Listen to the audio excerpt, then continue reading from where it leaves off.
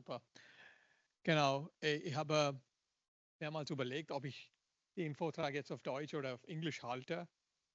Und ich habe dann eigentlich für Englisch entschieden, weil sonst ist meine Präsentation noch ein Live-Demo dazu auf Englisch vorbereitet.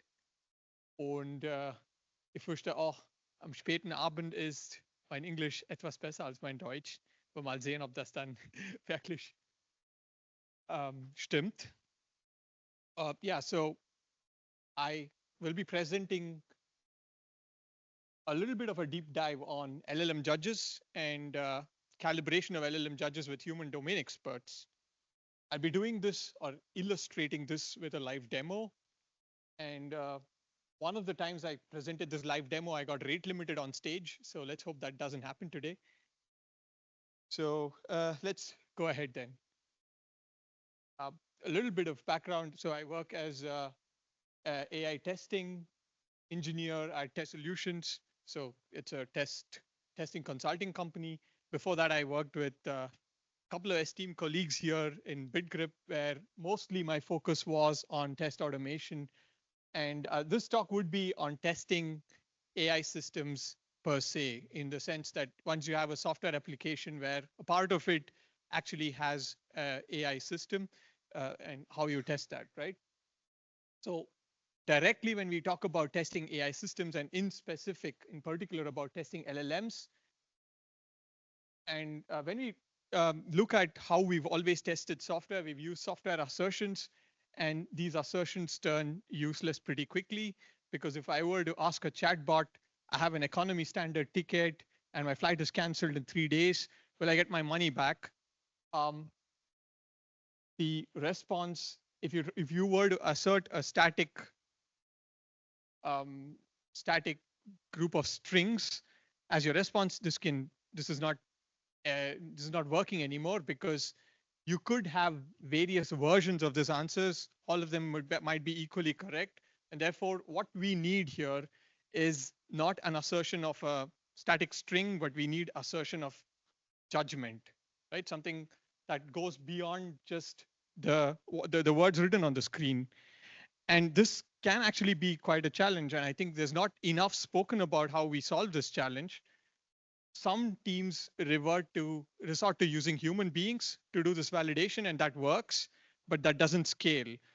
Because once you're building an AI system, you have to iterate at a crazy amount of speed, and you have the ability to iterate at a crazy rate, given factories and so many other approaches. So this can really be limiting if you have a human trying to check every single iteration, and that simply doesn't scale. We need scaling of automation. And when it comes to scaling of automation, we might just, I'm qualifying this because I'm not sure, we might just be able to do more than testing here. And that's why I mentioned those words, calibrated instrument for continuous improvement. The standard approach that has emerged in the industry when it comes to many of these AI test harnesses is to use an LLM judge, which is nothing but another LLM which is prompted to act as a judge for LLM outputs. And the idea is pretty simple in principle. So once you have the question, you define some evaluation criteria as a domain expert, and you provide these criteria to the LLM judge, provide the answer, and then ask the judge if the answer confirms to these criteria. And lots of demos from vendors will make it seem as if this is a solved problem. You can now automate thousands of test cases in a day, and you might be forgiven for thinking that the evaluation criteria are pretty straightforward to define. But let's just take a little deeper look. Let's take the case of this economy standard ticket, and your flight is in 3 days. And if you get your, if you cancel, whether you get your money back. So the evaluation criteria here could state, number one, economy standard fares are non-refundable. That is no cash refund of the fare. And number two, passengers are eligible for a travel voucher rather than cash, and because the cancellation is more than 48 hours before departure. On the surface, that might seem like reasonable criteria, but if you dig deeper, you realize that there are many useful edge cases and important edge cases that are missing. What about airport duties? What about taxes? All those are parts of standard airline tickets. And if you were to, you could then say, okay, let me list every single edge case out in my evaluation criteria, but then you risk your evaluation criteria reading like a legal document and your chatbot talking like a lawyer. But there is a middle ground here, and that is what I was alluding to earlier when I spoke about you have a list of criteria, which in effect are also your system's requirements from a behavior perspective. And you start off mostly with incomplete and an approximate version of these requirements. You need a system that can help you iteratively develop it. And what I'm presenting here is an approach. So the demo is quite simplistic from a real world production use case, but the principle behind it is what I want to communicate. And here is where, here's what the demo setup per se looks like. You have a list of ground truths, which are a set of questions that are defined by domain experts. In this case, we looked at airline service bot. So this would be typically people who are answering a lot of these questions to customers on a daily basis. They are the ones who are likely to know which are the questions which are tricky, which are the questions that come often, and so on. So they create a representative set of questions that gives them enough confidence to say, if these questions are reliably answered, then I have a certain level of confidence about my system's performance. And then you provide these questions to the system under test, which happens to be, in this example, a RAG system, which works with retrieval augmented generation. And here we're using a smaller model from OpenAI for the RAG system as such in comparison to the LLM judge. So the same system response is then presented to a human judge for evaluation as well as an LLM judge. And then you're looking at alignment between the human and LLM judge. And typically, as it is typical in these setups, the LLM judge has a more powerful model with 6 times more parameters than the base system under test itself. One thing that I failed to mention earlier about the LLM judge approach is question of alignment, right? So not only do you need a system to improve your evaluation criteria reliably, but your LLM judge could be interpreting the criteria in a manner that's different to a human domain expert. In the end of the day, your LLM judge is a proxy for a human expert, and for them to be for it to be a reliable proxy, you need calibration or alignment. And what I'll be presenting in the demo is a systematic way for aligning it. A little bit of background on retrieval augmented generation. I'm not going to go very much into details because I think most people are already familiar here. With retrieval augmented generation, what you're trying to do is you're trying to manage the context window of an LLM smartly, or you're just doing that by not loading it with a lot of information in case, and you're going to only provide the information that the model requires to answer your specific question. In this case, if you're asking, what is my baggage allowance and economy light, the chapter that is relevant to that question from the chapter is retrieved, from the manual is retrieved, and only that is added to the context window, which results in targeted context and therefore more reliable generation and also lower token costs. I'm very quickly going to go through the system prompt that we are using for the system under test. So it states that you are a customer service assistant for a fictive airlines, answer the passengers' questions only using the policy experts excerpts retrieved from the reference manual, and then guidelines: be polite, refer to a customer a certain way, be precise, and then this is a single exchange, so try to give a complete answer, and so on and so forth, right? So that's a pretty standard, although a rather short system prompt, which works for the demo, but probably not in production. This is what I meant. And when I'm looking at the LLM judge, it is prompted to be a rigorous evaluator for this airline. And there are questions and evaluation criteria. For each criteria, decide whether the response satisfies the, for each question, decide whether the response satisfies the criteria that have been provided, and the response is acceptable only if all criteria are satisfied. So yeah, that's the LLM judge system prompt in a nutshell. And now we can already move into the system demo and look at what we are talking about more concretely.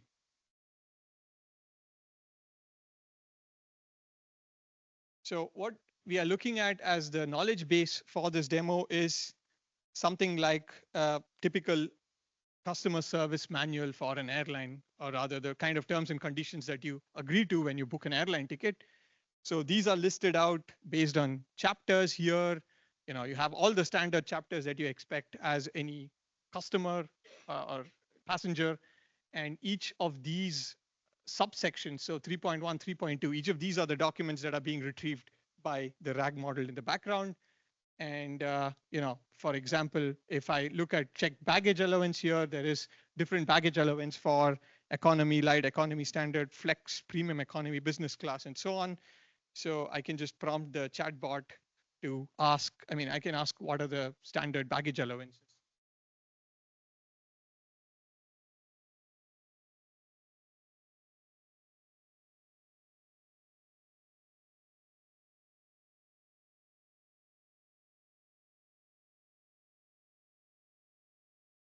And in the background, there is the RAG system. So the relevant documents will be retrieved. And along with the documents, there'll be an answer that is generated by the LLM. And typically what your ground truth list includes here is not just a question, a set of criteria, but also the expected documents that can be retrieved. So this is something that your experts can decide that, these are the different chapters relevant for answering this question. And that is also something that can be verified. So in this case, there's a bunch of allowances that are presented for different class, and along with that, the retrieved context. So if we were to take this and scale this to a set of questions, which is your test set or your list of ground truths, this is what it would look like. And then, you can have a domain expert. You can build a simple UI tool like this so that you can have a non-technical domain expert also perform this evaluation. It's far more important that the domain expert performs these kind of evaluations and makes these judgment calls, because if the development team were to do something like this on their own, they're likely to make a lot of assumptions that don't actually match real world values. And let's just look through a few examples here. I mean, we don't need to go through all 10 questions. In reality, such sets will have like more or less like 50 or 100 questions. So this is very, just for demo purposes, the number is kept low. But if we were to take this question, can I change the date of travel for my first class ticket free of charge? What about difference in fare? What about availability? Now, if you look at the evaluation criteria, it says first class date changes are free of charge. No change fee applies. Any fare difference is is to be applied, and also the changes are subjected to seat availability. If we quickly glance through the answer, you have it stating that there is these are free of charge, and the fare difference applies, and that availability is subject to available the change is subject to seat availability. And on the surface, it does look like these criteria are accepted. But if you look a little more closely, it says if no seats are free in first class, we may offer you a higher class fare at the applicable fare difference or an alternative data route. And we know intuitively that there should not be any higher class than first class. So now you can investigate further by looking at why it gave this answer. Is the problem with the retrieved context? Is the problem with the LLM model itself, and so on and so forth? So it gives you some sort of a basis to evaluate these things, and these are things that domain experts are likely to catch.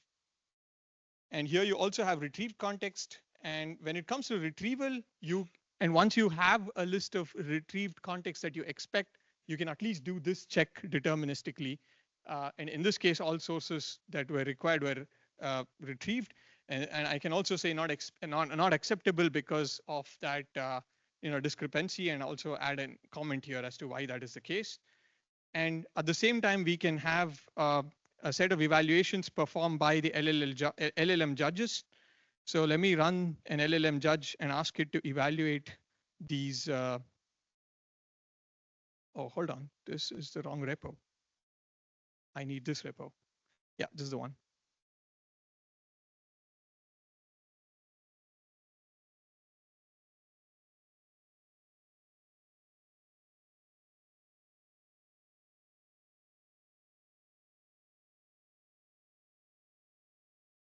Oh, I need to activate my virtual environment.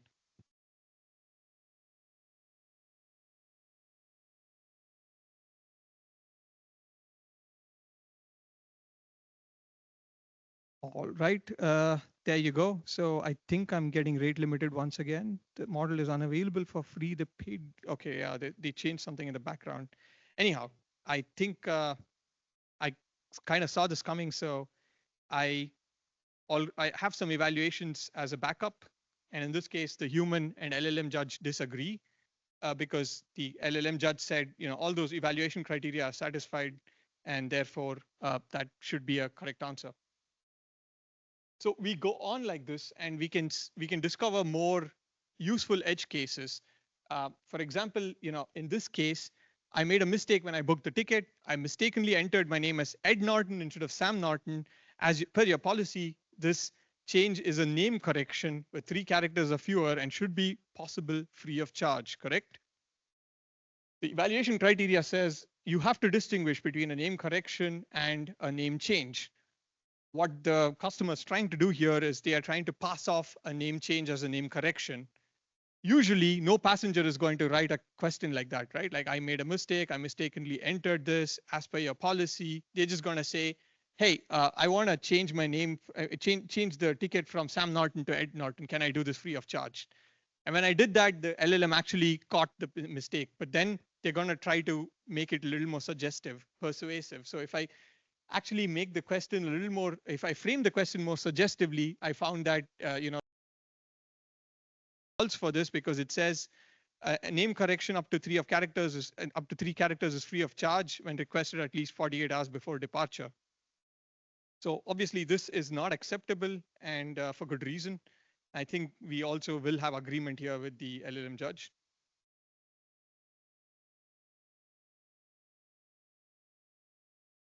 Yeah, I'm just going to skip this question in interest of time because I think you get the idea, and there are more interesting questions coming up. So let me just mark this as, say, not acceptable. So there are other questions about, things that don't belong in your user manual, such as a passenger wanting to check in 10,000 bags of 32 kgs each. And that is not obviously given in the user manual, but you can still have an expectation that this is impractical. And we understand this as humans, right? So essentially, we're trying to see if an LLM has the same common sense that humans have and trying to bake that common sense in. And if that humans common sense isn't present, we are trying to bring that into the LLM judge. Anyhow, so the rack system responds that unfortunately does not allow you to check in 10,000 bags. And so you could bring up to 3 bags, and every further bags would cost 60 euros each. We're sorry, we cannot accommodate 10,000 bags. On the surface, that seems reasonable, but on the expectation, we've also written do not fabricate a policy. So this would be a violation of the evaluation criteria per se. So that's why this is also not acceptable. And what I've found by doing this process repeatedly is that you are going to iteratively improve several things. Firstly, your list of ground truths are going to expand as you get more user feedback. You'd find that your users are using your program in ways that you never expected. So that is going to improve your ground truth lists. And then your evaluation criteria are going to become sharper. In some cases, you might have very stringent evaluation criteria where humans are passing the answer, but the LLM judge is failing it because the LLM judge is nitpicking. And you also improve your documentation, like your knowledge base, because you realize that the problem actually exists in the retrieved context rather than in the questions themselves. Another couple of best practices or good practices that I would recommend is earlier I used to have an expected answer and a RAG response, and I used to try to compare these two, but that doesn't work for the same reason that I made earlier. You have one expected answer, and that cannot be the answer that you expect. And what I ultimately found was that even if I have an expected answer, I'm trying to abstract what are the criteria and then try to compare the RAG response to it. And you might as well skip that extra step, right? You might actually go with the evaluation criteria itself. Things like expected sources help you pinpoint whether, if you have a retrieval check which fails, I think in one of the questions it failed, you can automatically pinpoint that, the retrieval is probably it's not retrieving the right documents, and therefore the fault kind of lies there. And I also like the fact that retrieval check is deterministic, and, in when you're testing AI systems, deterministic check almost seem like a luxury, right? So, yeah, so once you do this sort of evaluation, you can go ahead and, yeah, this is a fun one. So let me just go through this. I'm a second-time mother. So under your guidelines, my current pregnancy would be a multiple pregnancy, right? So this is obviously not true. And that's why our evaluation criteria clarifies that multiple pregnancy is not clearly defined in Skyway policy, because we intuitively try to understand that multiple pregnancy involves twins or triplets, but it's open to interpretation, right? And request passenger to get in touch with helpline, whereas the bot, or rather the AI system, actually tries to explain, and this is something that it comes up with in its training data as to what multiple pregnancy is. And despite the fact that we have in our system prompt, don't come up with criteria on your own. So these are the kind of things that you can catch before your system goes live, or even when your system is in use, to use as a quality gate. And it also helps to have your own evals as benchmark, because in most cases, the providers are going to change something in the background and they're not going to inform you. And we've seen this with many of these provider updates. Even if you keep the model constant, they keep changing its behavior in the background. So once you do this exercise, you have a summary, and in the summary, you can see that you have an agreement rate, in this case, of 70%. Okay, that's probably not reliable, because I just marked random choices for some of these questions.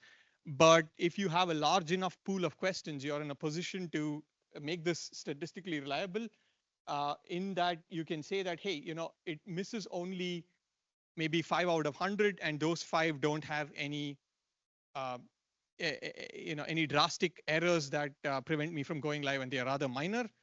But I spoke about statistics. You never you never stop at one trial with an AI system, because the system is not consistent in every in every try. So you ideally want to repeat this process several times. So what you can do is you can have your domain expert take one snapshot, one validation. You have one set of ground truth questions and one set of RAG responses where they have provided their response as domain experts.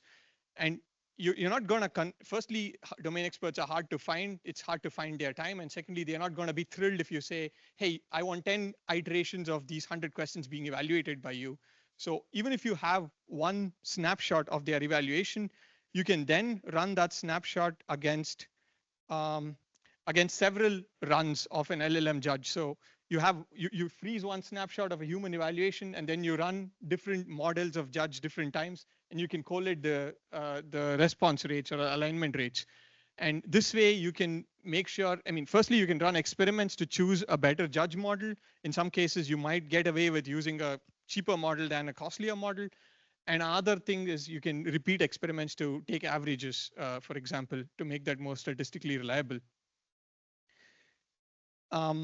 Yeah, so, and then I come back to something that I alluded to in the beginning of my talk, which is what we are automating here is not merely assertion of a particular answer, but we are kind of automating judgment.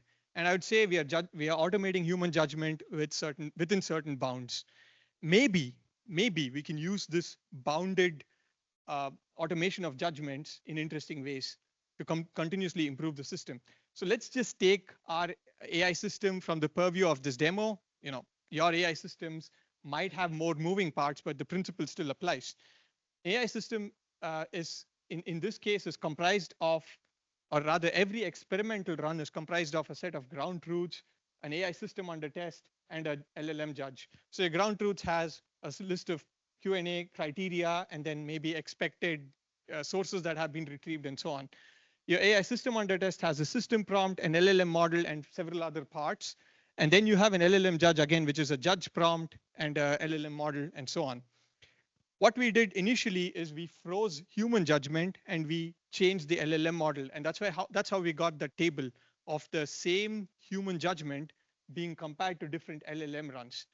But once you have a reliable LLM judge, that's when you can do some really interesting things, which is you can just change one part of the system. You can just change the AI system prompt, and then you run another run of against a calibrated LLM judge, and you get output as to whether that made your system better or worse with data. The next thing you do is you change something somewhere else, and then you run the experiment again. And make sure you run the experiment multiple times because of what I said about inconsistency. You'd ideally want to repeat your experiment several times and averages out, just like we did in high school. And then you have a LLM judge which can serve as a means for you to continuously improve your system. You can run several experiments uh, uh, per day, and you have data-backed insights on whether these experiments work or not. Couple of caveats here that are, I mean, one caveat here which is worth mentioning is drift. I think we've heard the term drift in almost every presentation that went before. Uh, every calibrated LLM judge is a snapshot. It's a model of how a human works, and it's a proxy.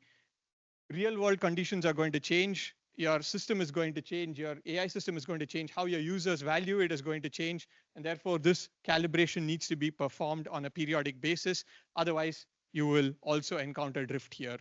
And the other point I wanted to make was about repetitions, but I already made that point.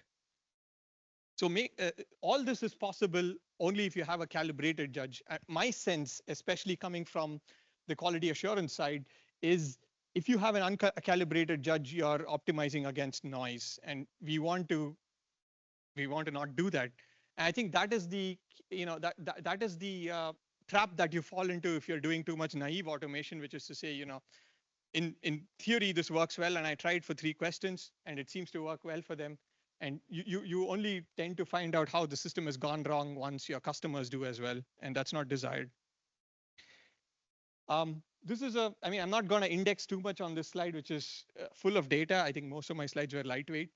What I'm just trying to state is that what we have done here is grounding. It's just a small part of how you qualify AI systems. Okay, this is a slide on how we do chatbot testing, but this applies for how you do testing of AI systems per se. And in addition to grounding, you have a whole set of evals along different dimensions. Some of your evals could be deterministic, which pretty much look like tests that you wrote for regular software with static assertions. But you have a whole lot of tests that need to go in before you can be confident that your AI system can go live. And even once it goes live, you do a lot of feedback loops from how your users are using the system in order to improve both grounding and your pre-deployment evals across 6 quality dimensions or several quality dimensions. So I'm almost at the end of the presentation. So you get access to the source repo and the references and recommendations to whatever demo I presented here. And what I showed you here is something that I initiated on Beyond Quality. Beyond Quality is an open source community for deeper inquiry. And this is something that I co-founded with a couple of friends of mine. And here I posted a discussion about what I just presented, LLM judges as calibrated instruments. And I must confess that I don't have the last word on this. It's an idea, it's an impulse that I have. What I really would love to get from anybody here or anywhere else is feedback on whether this hypothesis of whether you can use an LLM judge really plays out in the real world. I mean, my internet research tells me that it does, but I would love to have practical feedback from people, and also conditions under which it doesn't, for example, right? So there is a discussion on the community. It is a GitHub page, and feel free to contribute to the discussion. I'd be really grateful to see you come up there. And yeah, so thank you. If you want to continue this discussion either here or on LinkedIn or anywhere else, please reach out. And yeah, with that, I approach the end of my presentation. And yeah, if you have questions, I'm also happy to answer them.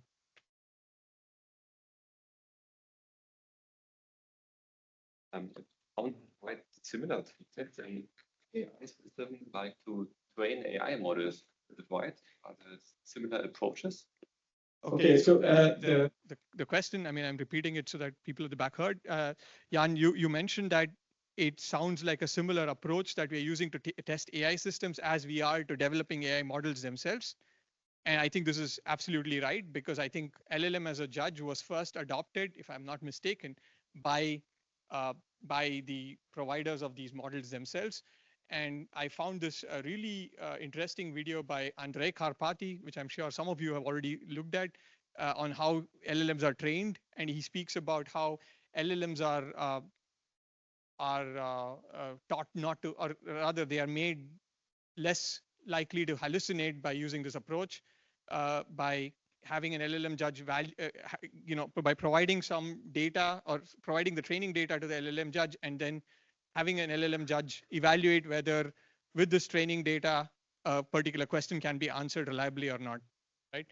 And if the question can't be answered reliably, the agent, now we have agentic models, so the agent is motivated to make an internet search and then come back with more data to answer it. So, absolutely right. Follow-up question. Then is it the topic for creation of test data to go into some process like simulation? So I just talked with some people who try to train humanoid robots and they don't have test data. Right. That was the same with Waymo 10 years ago. Maybe they didn't have test data. So they try to collect a lot, as much as data as they could manage, but then as well created simulations to create more test data simulations. Right. So, I mean, I think in the previous presentation as well, we saw that you can use an AI model to front load a lot of your work. I think from my experience of generating some of this test data, whether it is on the grounding side or the other evals that I showed, it could be useful. That is, you can have a first pass to have an LLM generate the test data. How the model providers do that is, for example, a lot of training that went into training Fable would have been generated by Opus 4.8, but there is like a layer on top that humans usually add, and that I would like to emphasize, because all the 6 questions that I showed you here were generated by me after the AI system went ahead and generated its own questions. Maybe 1 out of the 10 questions or 2 out of the 10 questions were generated synthetically, because I kind of have a better sense of what questions will make for a more interesting demo. And I used Opus 4.7 or something like that to generate these questions. So that's it's not the rather smaller models that I use for the demo.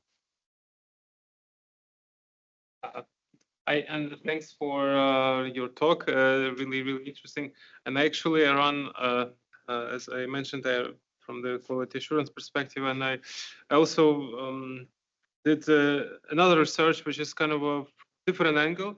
And the angle was slightly not about which model hallucinates more or like to do it with a judge, but my kind of a first attempt was to find out which model actually is still efficient and costs less per resolution, the same resolution. And then what I made, it's a hosted website. I mean, I can tell you, but the idea is like there are 5 levels of difficulties of questions. Mm-hmm. So there is like a predefined question, and there are defined answers. So the answers are the same for each model, and the set of questions are about like some kind of topics like something like a return policy, like you mentioned, something like this similar, or like judge what to do when something is like, when there is like a production incident, do you have to resolve or close it or something like this. And then my idea was that I was running through different models and was able to see which model actually fail and not fail, and then also what was like the cost was this. And then it was like interesting to see that something like this for some tasks like Gemini models are better and cheap, and for some of them they are less reliable. And then and that was possible to see the other like outcome of this. Like, so first outcome was to measure what the model is the cheapest and still handles well. But then the another like outcome was to see at which level, because initially I had 3 levels of difficulty, and then I made like 4th and 5th, like, which is like super difficult. And then I saw that at some point of moment, the Chinese models, like this Quen 3.5 and 3.6, were actually drifting too much, like they were not answering any questions at all. And that was like still like I'm like figuring out why does it so, because the others, of course, like Fable and like Opus running pretty well. But like this kind of Chinese, they have some like capacity to some moments, probably also in their like training data. And it's some like really tricky part which they don't have any knowledge and they have to resonate. They just provide random answer. So I'm guessing that until a certain level in your 5-tiered levels, they performed reliably, and then suddenly they just dropped off the map. They just way off. That's really interesting, and thank you for bringing this up, because I think you should be able to see this in the metadata of my questions as well. Let me check if that is included here. So if I go to the ground truths, no, I don't have the difficulty here, but in other repos, I actually have a difficulty rating. So that goes from easy, medium, hard, or something like that. And that would be similar to how you spoke about. So you can actually play around with these ground truth questions to give them different difficulty levels and have, small, maybe you could even like build a routing to say, hey, if the question is categorized as easy, you could route it to a smaller model, but then you would need, there are trade-offs there.